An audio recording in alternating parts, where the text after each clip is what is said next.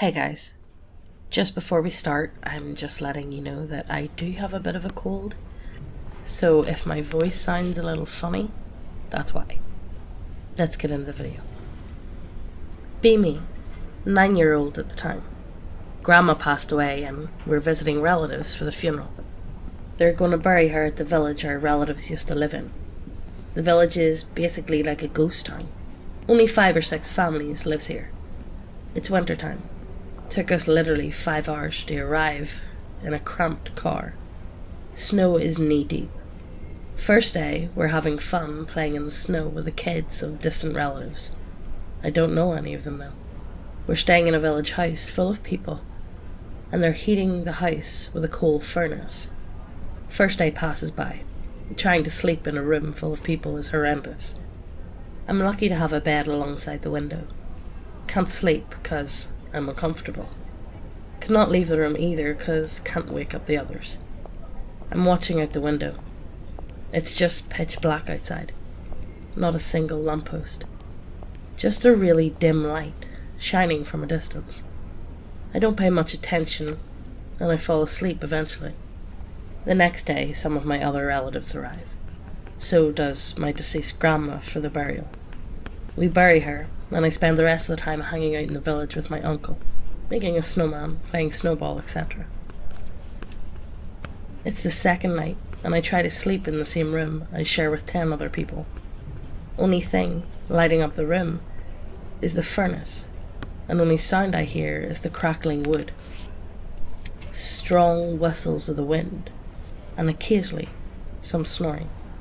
I can't sleep yet again, so I'm looking out the window inside a heavy blanket. No light outside, except that light I saw a day before. But this time, it's closer. I squint my eyes to see better, but I still can't understand what it is. It's a dim orange light, flickering from time to time. I close my eyes to sleep, but no luck. Turning inside my bed for a couple of hours, trying hard to get to sleep. I open my eyes to take a look at the windows. The light is even closer now, and I can vaguely see what it is. A young woman in a really thin white nightdress, holding up a gas lamp, standing there, doing nothing in the freezing cold night. I can't make out her face. I think she's a lunatic of the village or something. I'm kinda scared, but also afraid of waking people up. I go back to sleep hoping she would just go home. I take a couple of hours of sleep, but wake up in the middle of the night again, feeling uneasy. I look out the window, and she's gone. Have a relief and go back to sleep. Later that day, talking with the cousin from my mum's side, or I assume he was my cousin because I don't really know my relatives from my mum's side. He, my uncle and me sitting in the house talking about horror stories. They're talking about old folk stories that really spooked me out at the time. Guess no sleep for today. It's nighttime again. I go back to sleep. But this time, most guests left, but we're planning to stay a couple more days. I finally have the room alone at night, feeling nervous and having a hard time to sleep. I want to watch out the window, but too spooked by the stories I heard and the crazy lady I saw, which I didn't tell anyone for some reason. It's really snowy outside, almost like a snowstorm. Whistles of the wind doesn't help either. A cold breeze hitting me in the face, coming from gaps around the window. I look outside to see the storm. The moment I turn my head, I see that crazy lady in the same nightdress, holding a gas lamp. She's not too close, but close enough so I can see her face. I stare at her for a couple of seconds, but she suddenly disappears into the snow. I want to scream, but I hold it in. I get on the ground and spend all night awake. Later that day, I don't talk to anybody about this, because my asshole cousin already makes fun of me for being a coward. Fast forward a couple of years. Visiting my grandpa, aunt and uncle. They live together. I see my aunt and my mother looking through an old photo album. I take a look at the album over my mum's shoulder. See an old picture of my grandma for the first time. She looks so different. Grandma suffered from cancer and gained a lot of weight over the years. So this is not how I remember her.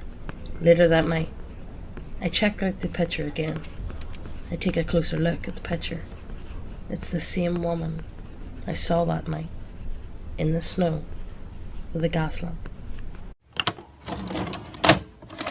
Be me, around 14. Urbexing with a friend. Let's call him Matt. In my hometown one afternoon.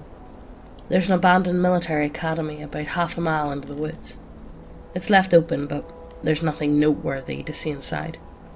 The canteen is in a separate building, which is locked up. It seems that for some reason, no one had the audacity to break in yet, and we weren't about to be the first.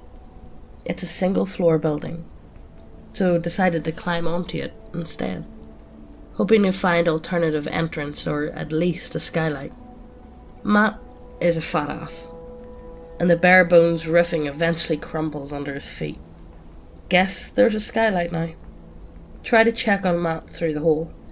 The roof bends inwards under my weight. I slip on the moss and I land on top of Matt. It's a short fall, broken by the roof beam and cushioned by Matt's variable bulk. So we're bruised, and Matt sprained an ankle, but otherwise we're okay. Between the dusty air and mucked up windows, the hole we created can't illuminate the room. I pull out my goofy headlamp and switch it on. I instantly regret the life decisions that led me up to this point. We're in the dining section. The tables have been rearranged into 2 long rows with a podium on one end, like backwater Hogwarts. Candles, books, knives, and large chunks of unidentifiable meat are strewn all over them. The meat is far from dry, but definitely not fresh. I realise I should be thankful for having a stuffy nose, as Matt visibly throws up in his mouth a bit. The walls are almost completely covered in what I presume are satanic symbols, written in charcoal, chalk, and blood. Speaking of which, there are sprays of dried blood all over the place. Decide we've seen enough. Figure out there's no way of climbing out from the inside, unless we want to risk breaking through a window. There are 2 doors, a single metal door in the back, and a huge solid wood double door in the front, both chained from the outside. Since we weren't planning on breaking in, we have no tools to break out, and the doors prove they can withstand even a fairly desperate pair of 14-year-olds. Consider calling either of our parents, but agree that the resulting ass-whipping would make it a last resort. Try searching for another way out instead. Matt finds some chute behind a piece of plywood in the back. With how dilapidated everything is, there's no telling if it's a trash chute, broken dumbwaiter, air vent, or whatever. I don't want to risk it, but it's getting dark though.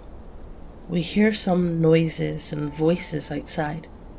The panic sets in, and we scramble around for a moment.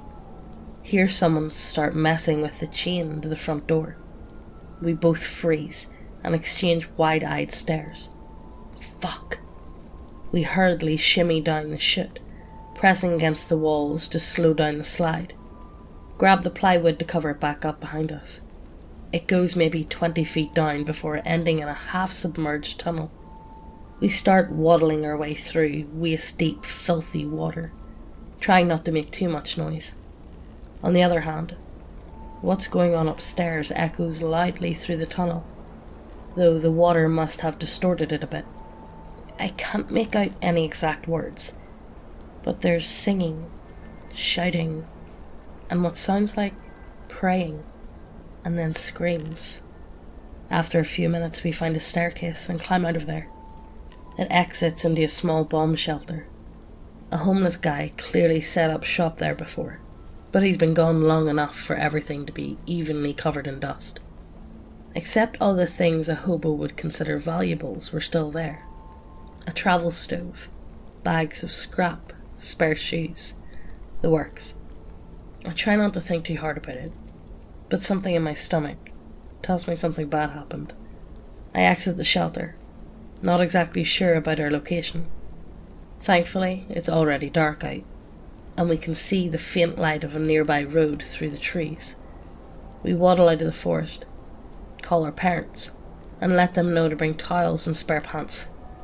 Tell them that we lost track of time, also tripped ass first into a big puddle or something. Later on, tell other friends the story. Nobody believes us, but nobody has the balls to go check it out themselves. No clue if anything ever came of it. My town doesn't exactly make the news.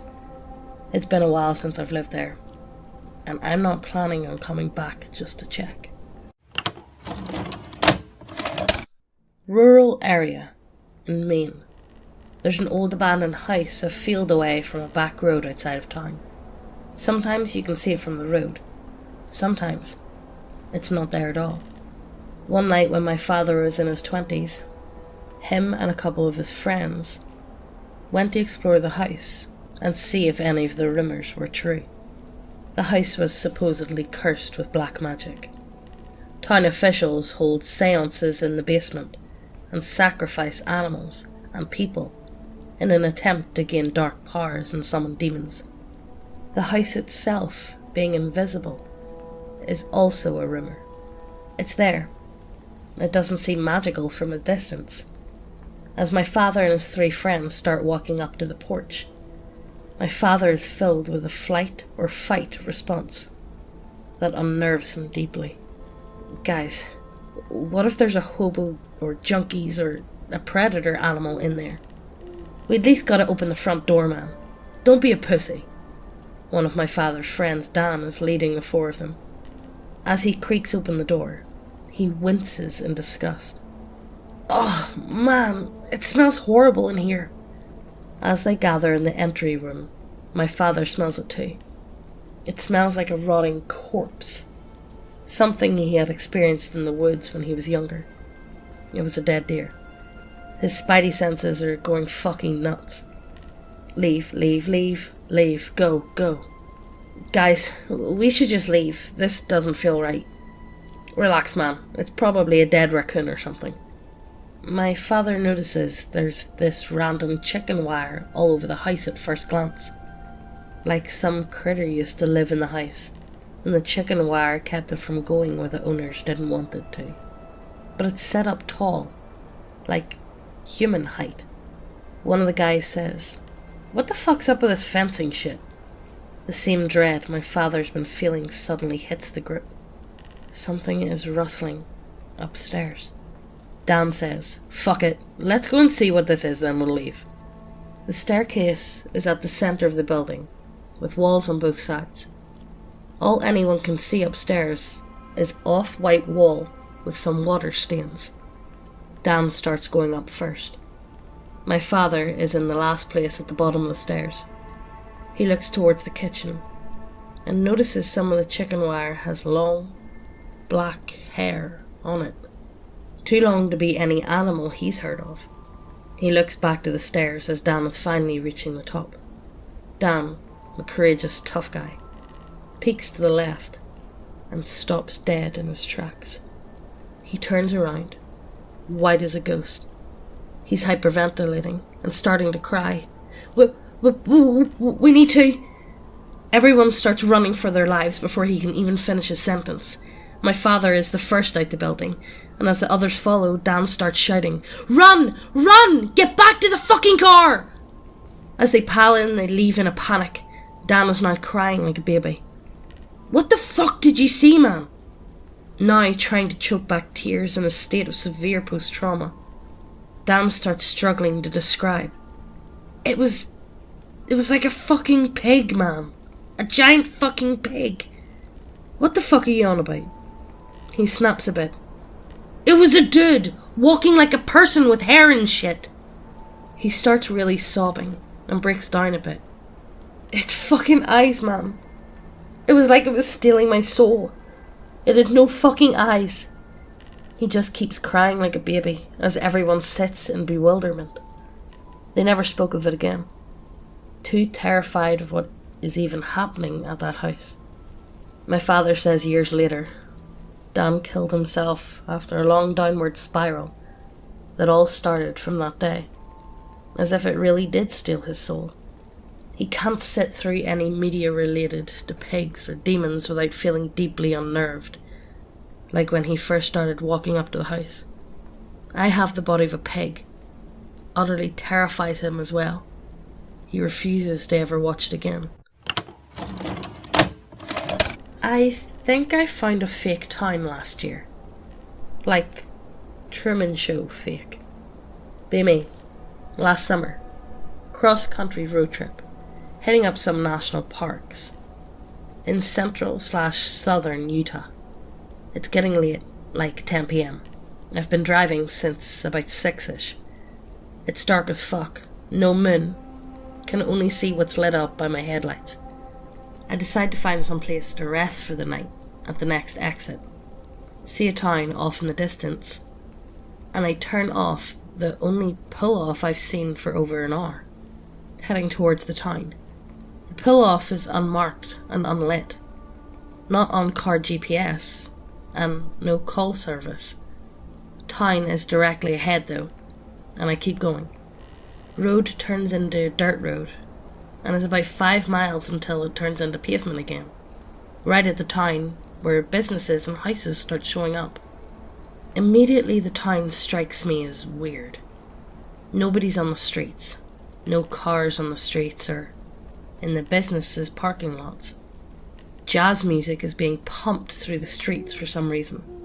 Not loudly, but loud enough to hear.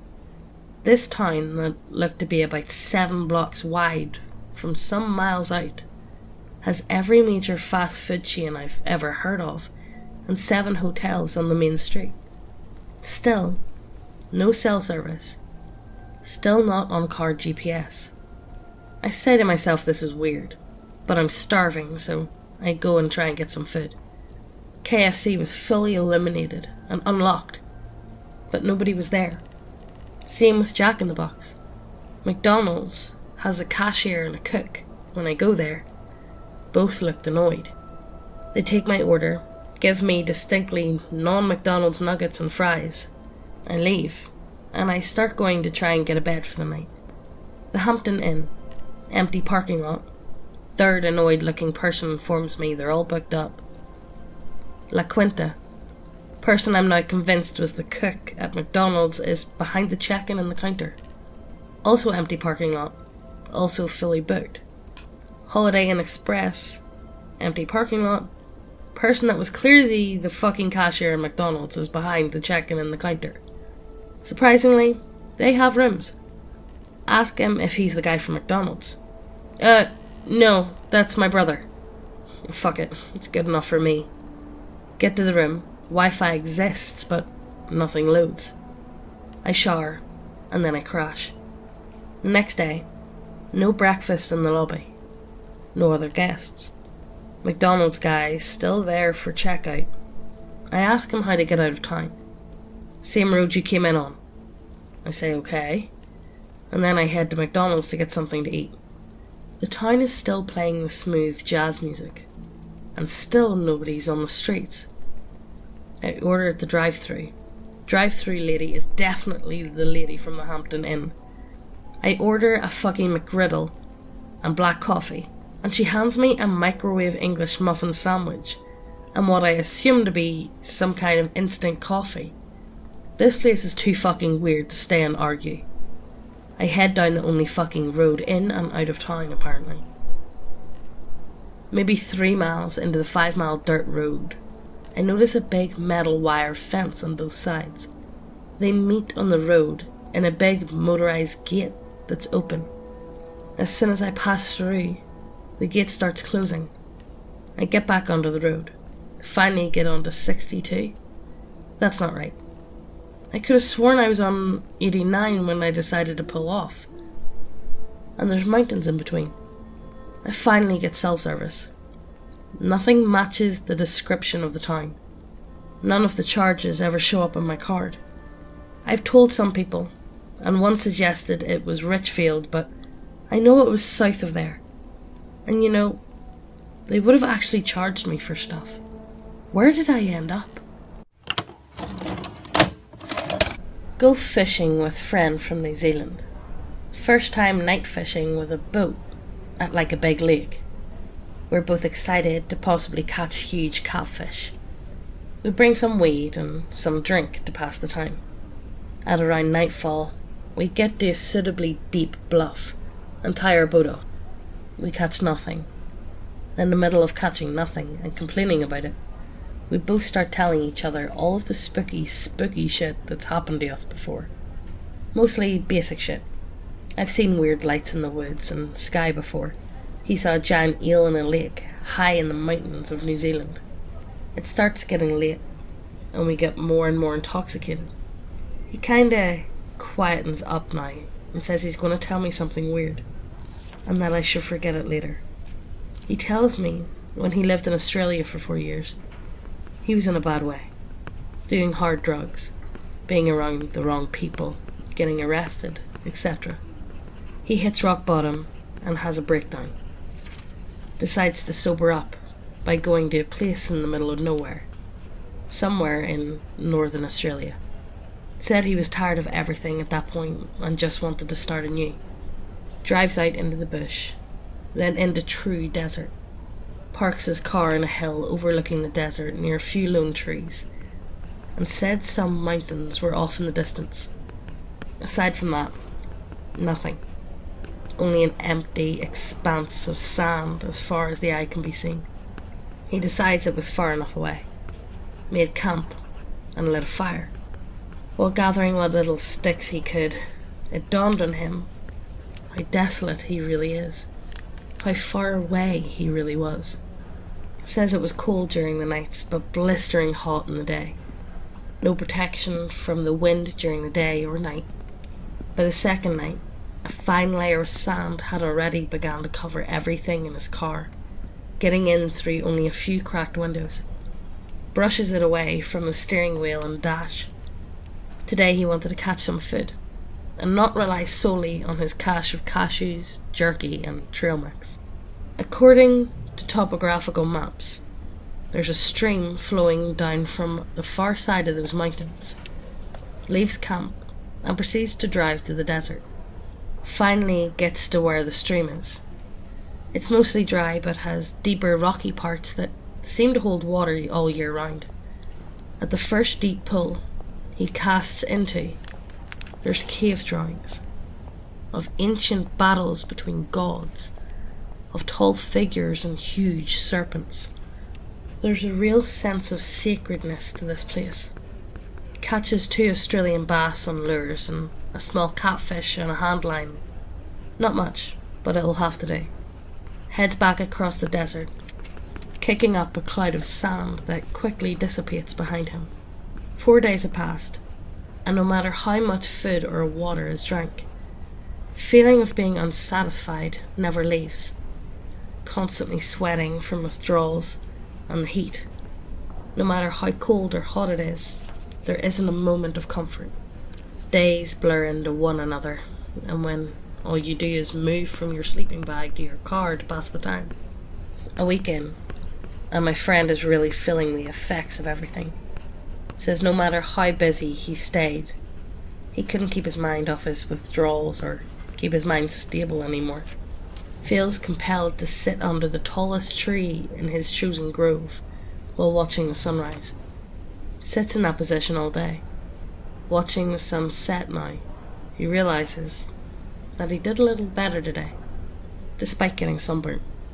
He's pleased with himself in a weird way. A week and a half into his forced sobriety / spiritual quest, he's reaching a breaking point. No concept of day and night, just heat and cold. His time is divided between sleeping and sitting under his tree watching nothing diligently. He sees signs of life that he hasn't seen before. During midday he notices groups of birds periodically flying away from the mountains. Not a single kind either. Small finches, blackbirds, beautiful songbirds, even stately storks and herons make their way over his head and out of sight. Night falls, with no sound that day. Even the bugs silence themselves, seemingly to witness Kiwi friend's test of will. Tonight he feels more aware of his body and perception. He realizes He's more sunburnt than he has ever been. How tired and stiff he is. How dirty he is. And how feeble he feels. Nearly 2 weeks had passed, although Kiwi Friend wouldn't know that until later. His tree and horizon lines surrounding him were all in the world he could see and interact with. Sand had begun to pile around his edges, almost like the land was sucking him in. He jokes to himself, I must make the worst looking sphinx right now. Actually laughs out loud. Realizes he can perceive sounds again, and how silent it is outside of his own head. Is physically feeling terrible, and mentally better than he has in a while. A little bit more. Just a little bit longer. Something's not done yet. He thanks God that it's ending soon. This day was different when he awoke late and missed the sunrise. There's clouds in the sky for the first time. They resemble a landscape reflected into the sky. Can feel electricity in the air but no rain or lightning. Clouds leave as soon as they arrive. Shadows become long. Feeling of overwhelming sacredness returns. Sitting at attention now, as if waiting to be debriefed by God. There's no chill anymore. No heat either. And even no wind. In that day's final moments, the air itself looked clearer, like it had been opaque before, and was finally scrubbed, as the sun sat on the horizon, waiting to go down. It seemed to have left a thin piece blacked out. A long, thin shadow stretched out from that patch. Kiwi Friend becomes aware of his heartbeat for the first time in days. It's over? Is it over? He says to himself out loud. Someone inside him broke down, or was finally mended. He stands up on shaky legs. Gets the worst pins and needles sensation ever from standing up so fast. As Kiwi Friend is glowing in his triumph, the sacred feeling is back, but stronger than he could have ever imagined. So strong he almost sits down again out of respect. That long shadow is now even closer in the setting sun. Now it's all he can draw his eyes to, all he can look at.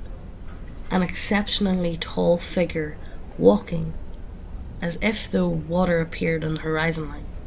Said that there was no dread, no fear, no sense of wrongness or that uncanny valley feeling. Only an air of holiness. He thinks he should leave.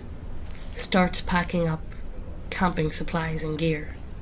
Kiwi Friend realizes not eating and staring at the sun for a few days isn't ideal for evasive maneuvers. Now a feeling of immense shame overcomes him. What is he doing? How can he leave now? What could be the point of it all if he can't see it through to the end? Am I really afraid of Withdrawal Man now? After everything, I'm still afraid? It can't be. Decides to walk to his tree and watch until it's over. Stands at attention and stares directly at it this time. Not a husk reanimated, or a spirit. Nothing outwardly malevolent or benevolent. The horizon looks like it's following it now. Seems to be coming closer, but at the same time pulling the ground to it. Remains part of the horizon as it nears. Kiwi Friend can make it out better now. A tall man, totally wrapped in light furs and loose fabrics. Weird proportions. Elbows in the wrong place. Knees and neck all wrong on an anatomy chart. Carrying a cloth bag, and what he described as those hollow gourds dudes have in samurai movies to carry water. It somehow feels more intense now, raw and open. He begins to cry. He knows he can't watch now, something's telling him to go. The weirdest feeling comes over him, described as when you feel something could have been, but wasn't.